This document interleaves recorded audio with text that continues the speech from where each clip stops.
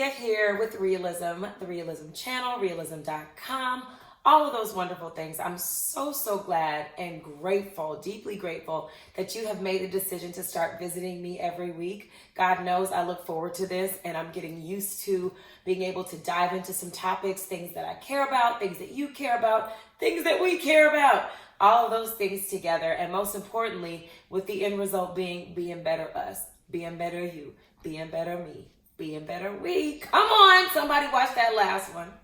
Anyway, so given that we are approaching my favorite holiday, second favorite holiday of the year, Thanksgiving, I thought it would be appropriate to do a video summarizing some things that I am personally grateful for in this awesome year of 2019, 2019. What up? We are in that fourth quarter, honey. Champions are made in the fourth quarter. A wise person taught me that. And so I want to make sure that we finish this year off strong and segue into the month of December with some power and with some vision and with some clear goals and clear focus as we approach 2020 coming up near you. Don't be late. We want to be great. Okay? I'm going to get better at these freestyles. Don't be late. We want to be great. Don't be late. We want to be great.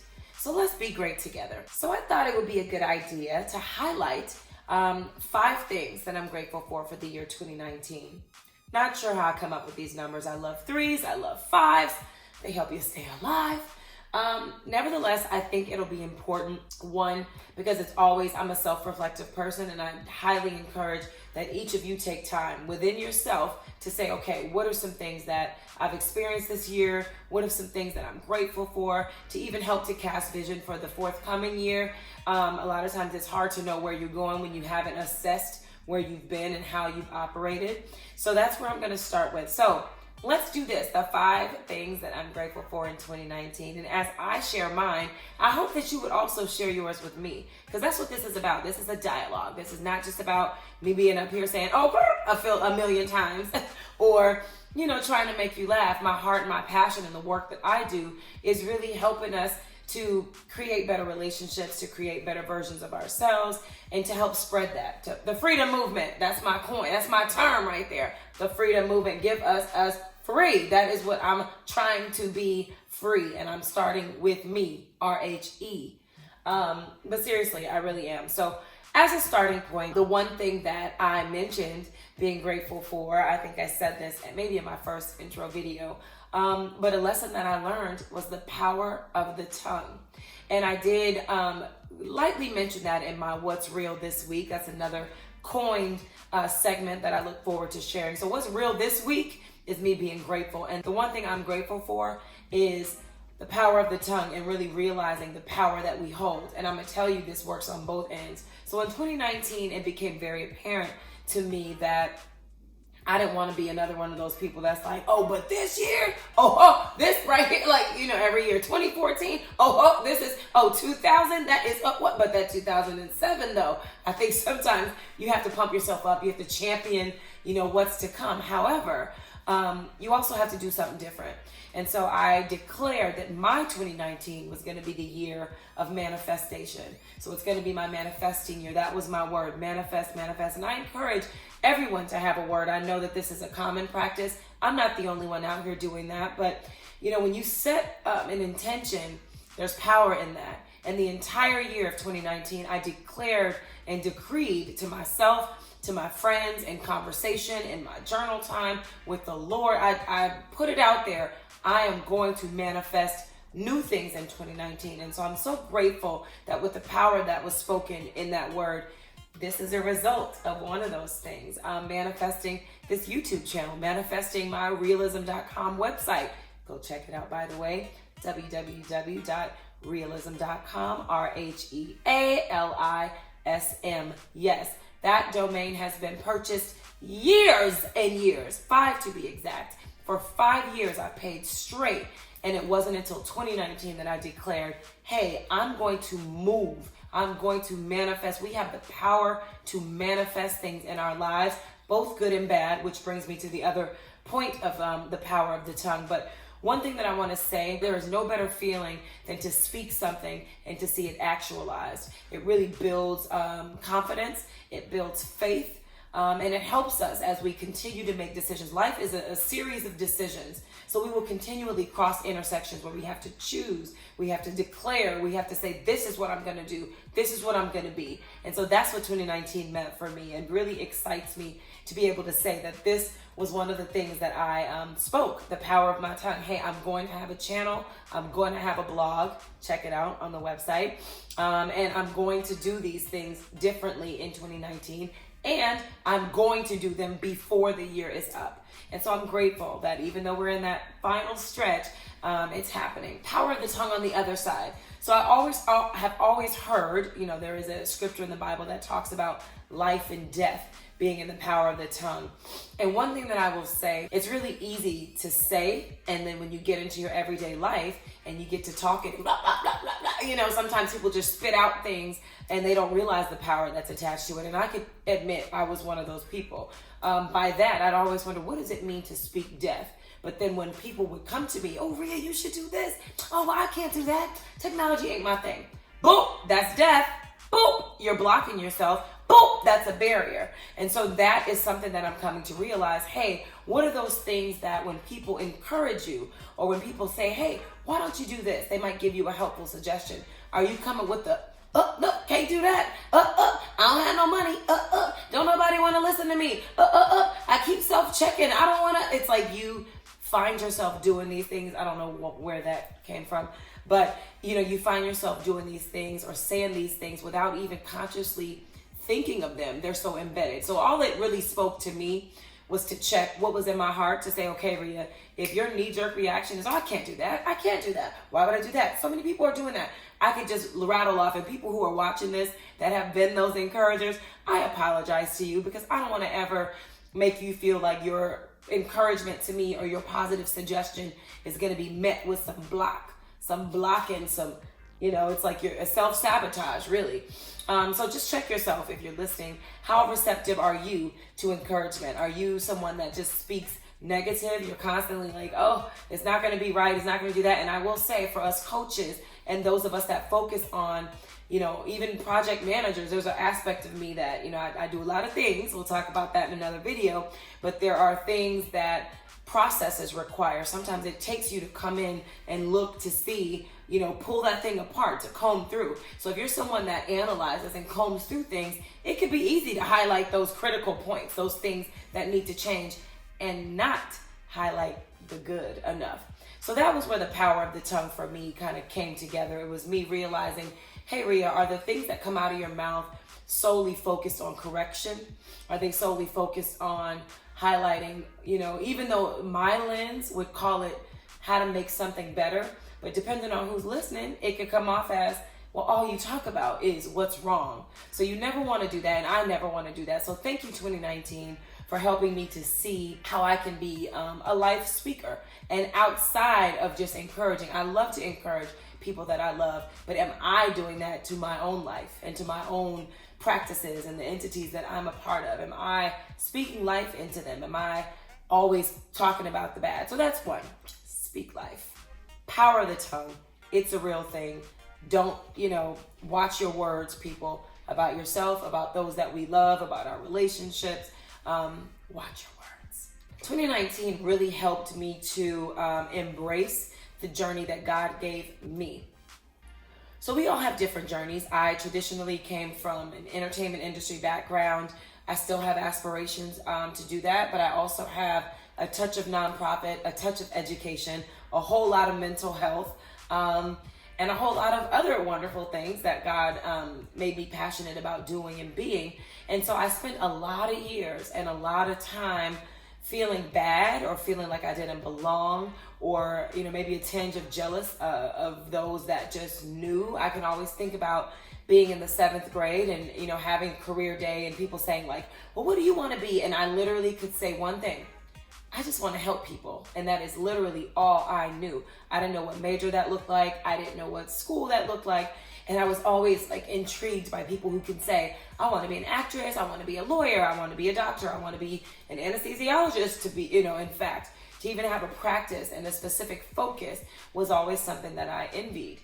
But then similarly, I didn't really have the reinforcement or the confidence to own the skill sets, the values, the interests that Rhea Michelle, now Petrie, hallelujah, I was going to say Williams, but that Rhea Michelle Petrie, and at that time it was Williams, so I can say that. What embodied who I am? How did my professional journey, my educational journey, my personal journey, like all of those things impact how we do life, how we navigate through the world. So yeah, I'm just grateful that in 2019, I think God has helped me to put those pieces together in a way that lends itself to me being more confident and owning, hey, this is my path.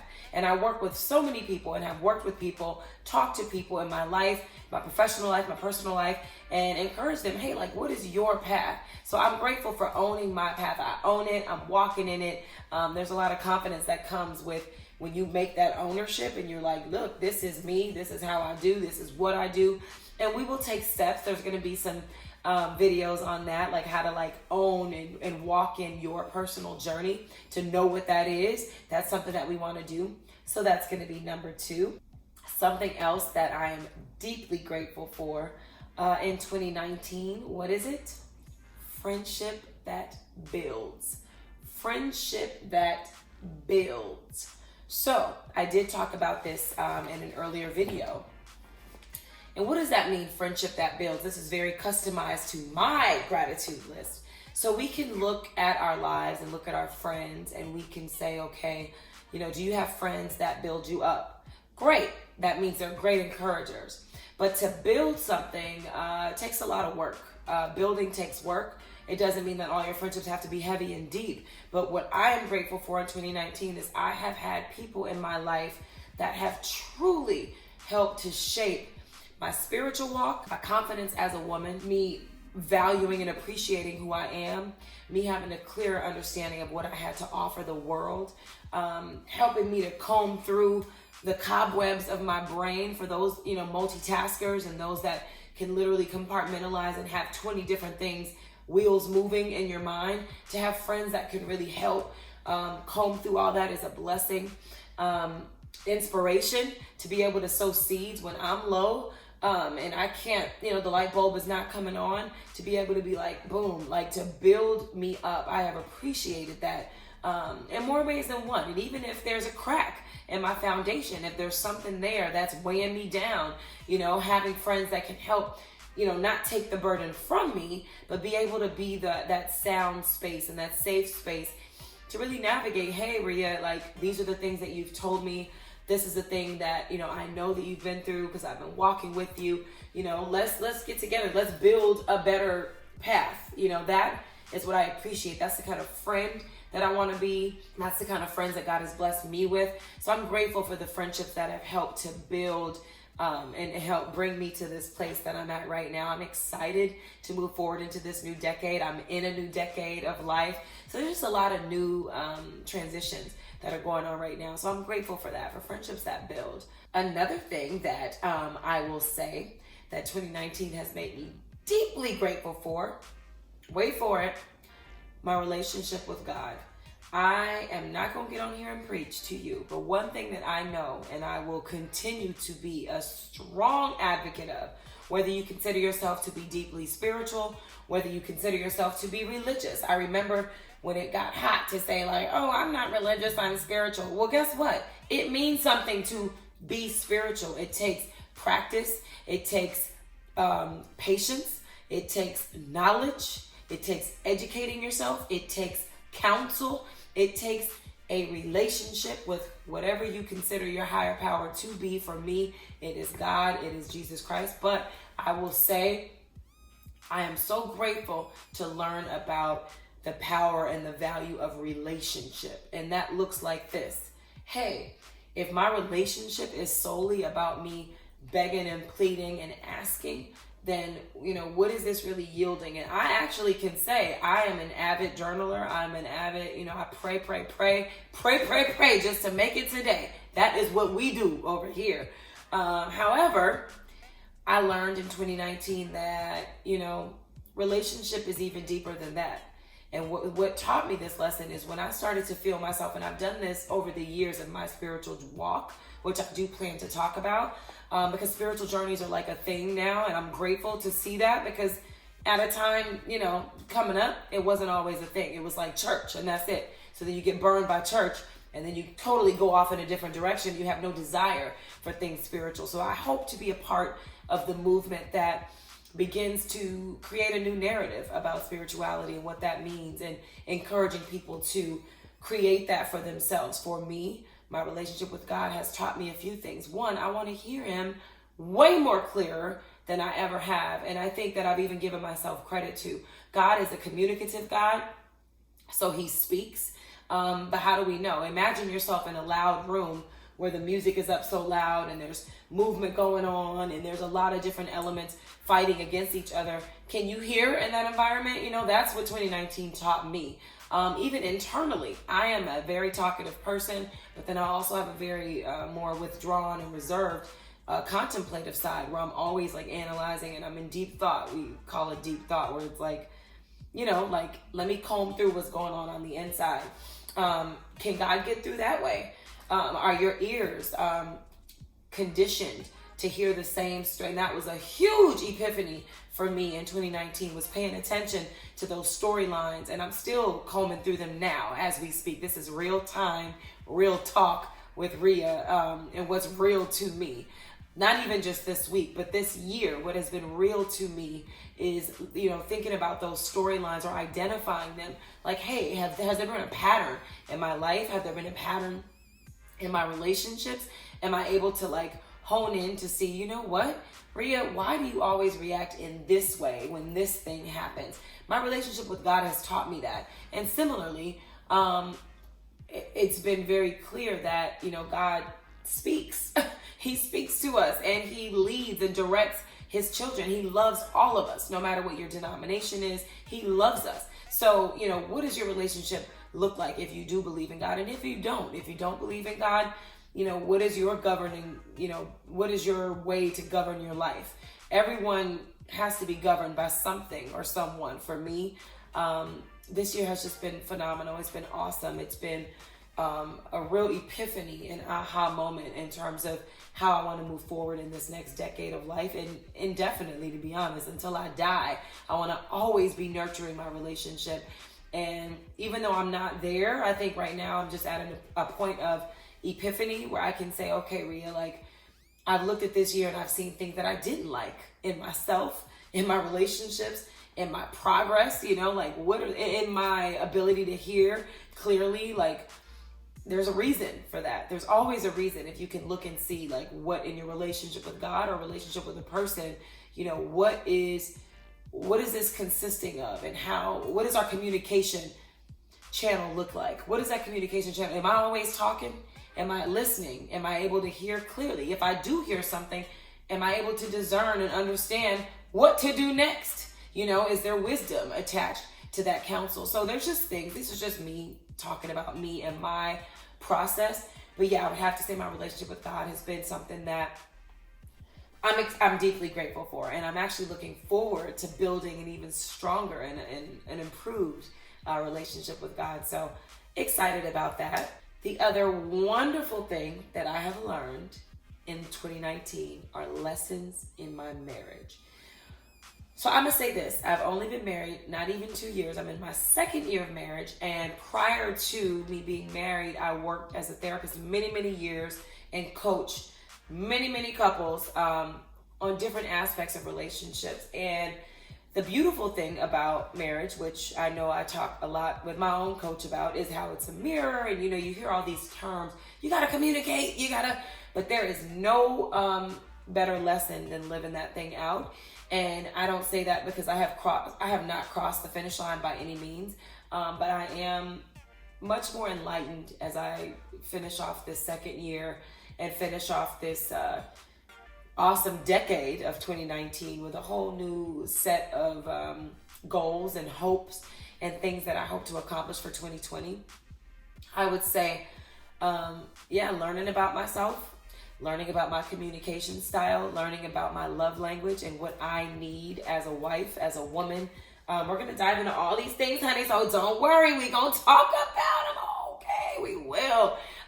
Because it's important to talk about, and even deeper to say, oh, well, you got to communicate. Well, we have different communication styles. So if you are, one spouse likes to process, one spouse likes to, dive right in and put that thing and lay that thing out and be done with it. That doesn't always work. So there has to be a marrying of communication styles, a marrying of lifestyle choices, a marrying of operating systems.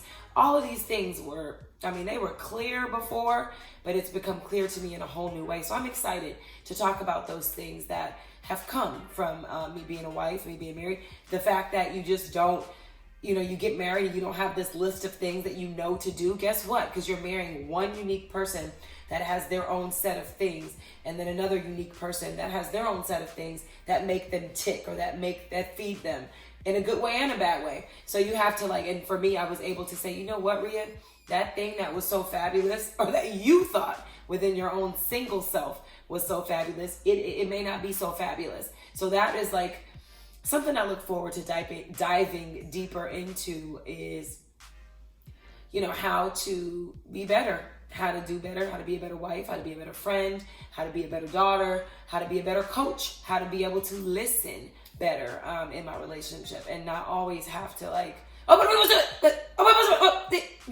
that cutoff demon that rears its ugly head. I struggle with that, and I am going to admit it. It's a demon, because listening is very key and very critical to understanding and to that communication being effective, is being able to be a good listener.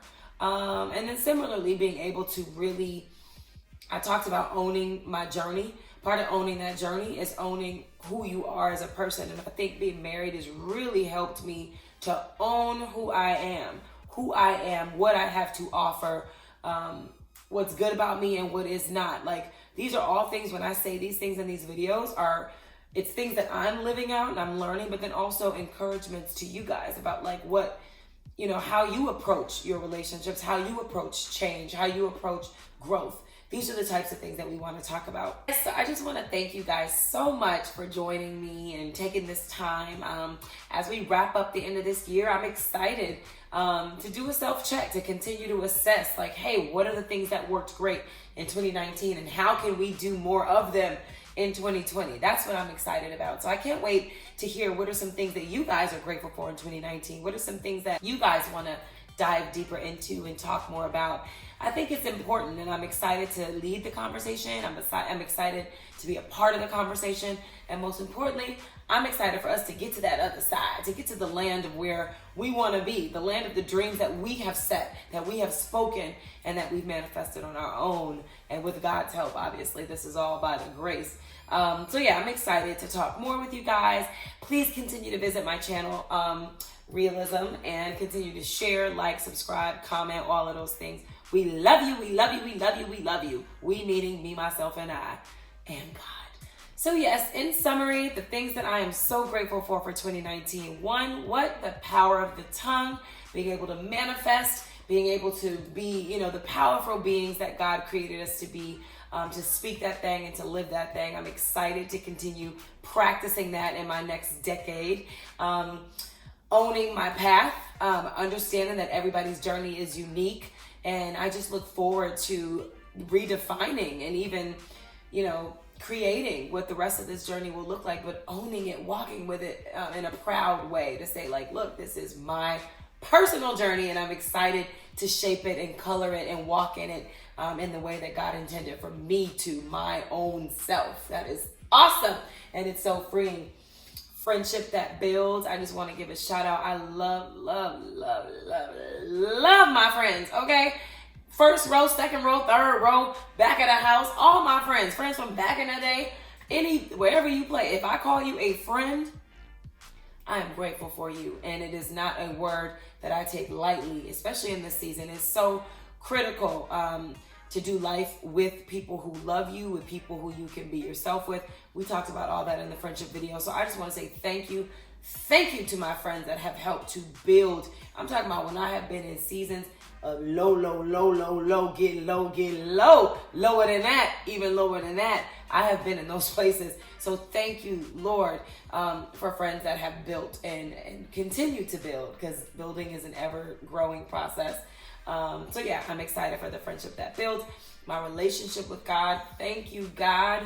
There is freedom in your relationship and your spiritual walk. There is freedom in that. You know why? Because it's your walk. It ain't nobody else's walk. It is nobody's place to dictate, define, decree what you should do. You get to define that for yourself. So I'm so excited in my relationship with God, just to continue to cultivate it, to make it look how it needs to look for me and him. I want to be pleasing to God in everything that I do, that what comes out of my mouth, I want to be pleasing. So I'm excited to build. It's like a new thing. I'm like, even at a 40-year-old level, I'm excited to continue building and encouraging others. Build your relationship with God. Build your friendship with God. He's a friend. He loves us. He doesn't want us to suffer. He doesn't want us to struggle. He doesn't want us to be confused and be swimming in a sea of confusion. He doesn't want us to be stuck. He wants us to be free. So I'm here to lead the charge of the freedom movement. Let's get free, you guys. Let's get free. And whatever that means for you, in whatever way freedom, comes, God can help you get there. And Lord Jesus, I need to take a moment of silence. Hallelujah. Lessons learned in my marriage. That big one. And I'm excited because I'm going to continue learning, and I will, agree. I already pled that I have not crossed the journey of finishing by any means, but that has been a big one for me. You can have an identity as a single person. You have an identity as a parent. You have an identity as a sibling. You have an identity on your job or in your career path as an entrepreneur, whatever your hat that you wear. Each one of those roles calls for a whole different set of investments and understanding, even in a communication style and language. So honey, marriage, I will say I'm grateful for the lessons that it's teaching me. And I'm excited to continue learning. And it doesn't mean that you have to be married to get the epiphanies, but it definitely helps give you the training ground to use them. Because we can talk all day. I can especially talk all day about, lessons in marriage and this and that. But until you walk it out, only you know, and only that spouse that you have married and you have chosen to marry knows, so there's no, this is what you should do. I think couples, a lot of times we glean on each other because it takes a village, honey, and thank you to the village that God has given me. Thank you. It takes a village to raise children, and baby, it takes a village to keep a happy, healthy relationship. Now, there's only two people that matter in that relationship, but it does take, honey, some spiritual walk, some praying, some wise counsel, some a little humility, a lot of wisdom and discernment. It takes a lot. It takes a community sometimes. So I'm just grateful, and that's the beauty of being a coach, to have therapists, to have people, family pastors, people that you can go to for counsel, all of that stuff. So I'm just grateful. Very, very grateful for the lessons that I've learned in marriage. So I'm grateful to continue on with this journey. Thank you guys for giving me your time and attention. It is really a blessing that I do not take lightly at all. I don't take it with a grain of salt. I take it to heart. And this is my heart and soul. I can think of when I was 15 years old and in a room full of friends, and those who were there would remember this, but 25 years ago, arguing and dialoguing about faithfulness in marriage and basketball players at the time. It was, a particular basketball player. We were talking about like AC Green or somebody we were talking about, and, just talking about how athletes had gotten such a bad rap. But yeah, I remember early on, and I'll talk about this later because this is more aligned with my purpose video. But yeah, I really want to dive into that about discovering purpose. And so all of that was birthed many, many years ago, but now, 25 years later, and now having been in my second year of marriage, to see that full circle come around is just phenomenal. So thank you guys so much for joining. I'm excited. Visit my channel, www.rhealism.com. Like, subscribe, comment, let me know what you guys want to talk about. And I'm so excited to continue this dialogue. because it is what I do, it's what I breathe, it's what I live, and I'm excited to journey with you. So have a great one, and I'll see you soon.